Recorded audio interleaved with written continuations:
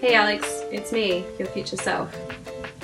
If I know 12-year-old me correctly, you're probably running through the bush trying to find the best place to put a swing, trying to convince your dad to let you go on the tractor, and trying to find the best way to get down to the beach for the afternoon. Well, right now I am the manager of the Deep Green Biotech Hub at the University of Technology, Sydney. I think you'd be pretty stoked to have this job. It's doing lots of things that you loved when you were a kid. I get to help businesses become more sustainable, develop innovative new products, and work in an industry that is trying to address things like climate change. I know that sounds pretty far off what you thought you were going to do when you were in high school, but you'll get there. And I know that your favourite subjects are things like English and biology, and guess what? You'll be able to mash them both together by helping people to communicate science more effectively. It's going to be weird for a little while, going off to uni and doing something that feels like it just doesn't quite fit, but you'll find your feet. It's going to take a little while, but you'll get into a space that you really love and start applying skills and working in a field that you're really passionate about. I know that it seems like a lot because right now in high school it feels like the only two things that are out there is to become a doctor or to become a pharmacist. But there are so many other fields of science out there and so many different jobs, and some jobs you'll even carve out for yourself.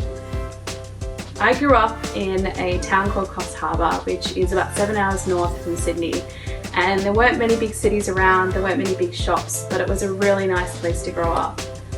It seemed really daunting growing up there because I love science, but the only careers that seemed to be out there for things like me were being a pharmacist or working in the medical field.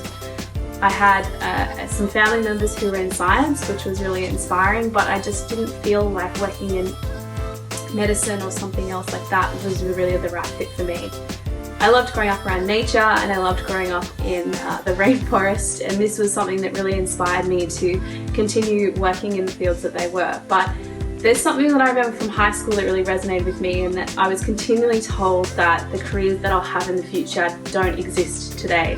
And that is entirely true for the career that I currently have. This job that I currently have didn't exist even 5 years ago, and now there's all sorts of people like me popping up across the country that are using their passions in things like climate change and sustainability to work directly with businesses and helping them develop new products. The other thing that I really loved doing in high school was talking, but I didn't know that there was a career that could help me talk about science in a way that actually earned me money.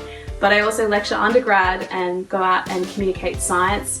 So I'm able to pull these two things that I really liked doing in high school and actually make a career out of it as well.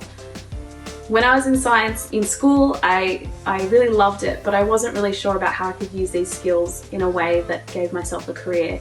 But I think it takes some time and it really takes perseverance and making sure that you ask questions, you ask people for help, you ask people for opportunities, and you never lose that inquisitive nature that you have as a kid, because it is so essential to having a career in science. Go out there and give it a go, because it really is amazing, and these are really the careers of the future.